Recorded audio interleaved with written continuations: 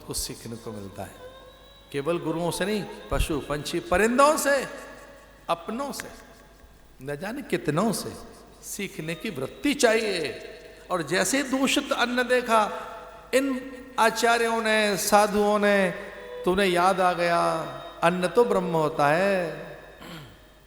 अन्नाद ब्रह्म, अन्न वै ब्रह्म, अन्न वै विष्णु, अन्न वै प्राण, अन्न वै नित्य ब्रह्म। अन्नाद ब्रह्म, इसलिए अपने हाथ में उसका भोजन लेकर और सर्वत्र समाये परमात्मा को भोग लगाने लगे, ये कहकर कि ये अन्न ब्रह्म है और तुझी से प्रकट हुआ है, वो यजन करने लगे।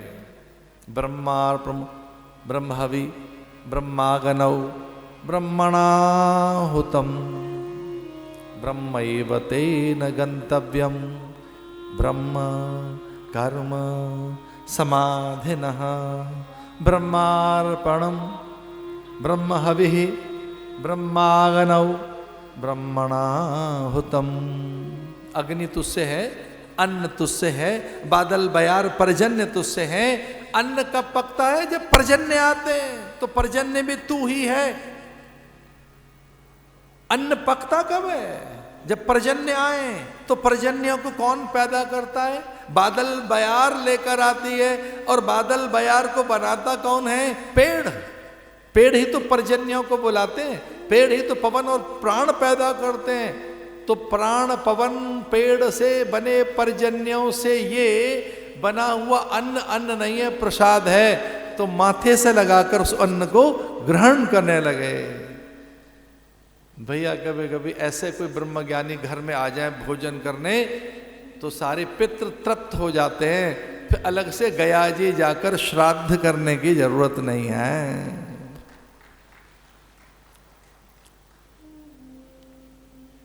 काम बन गया।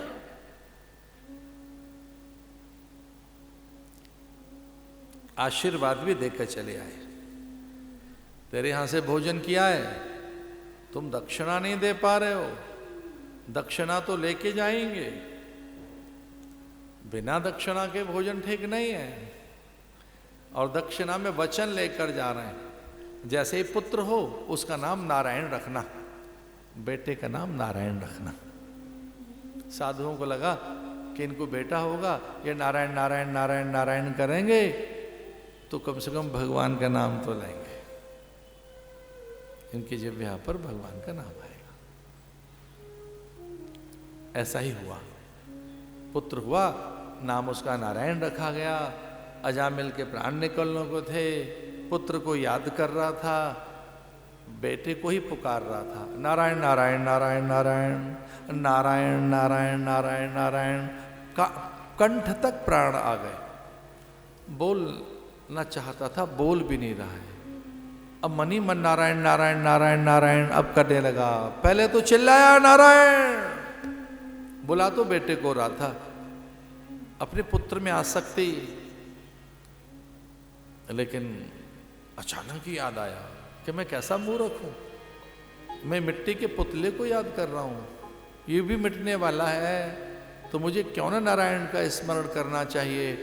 तो मरते समय नारायण नारायण नारायण कहने वाला अजामिल सच में ही नारायण का ध्यान करने लगा। शंख चक्र गदा पद्म मीनाकृति के कुंडल और किरीट धारण करने वाले विष्णु का ध्यान करने लगा अजामिल, जो सब जगह समाया है। इसलिए उस अजामिल का मोक्ष हुआ। लेकिन एक तो ऐसा था जिसका बेटा ही भगवान था, पर मोक्ष नहीं हुआ, क्योंकि मरते हुए भगवान को नहीं बेटे को याद कर रहा है, और उसका नाम था दशरथ। दशरथ मरते हुए किसको याद कर रहे हैं? राम राम।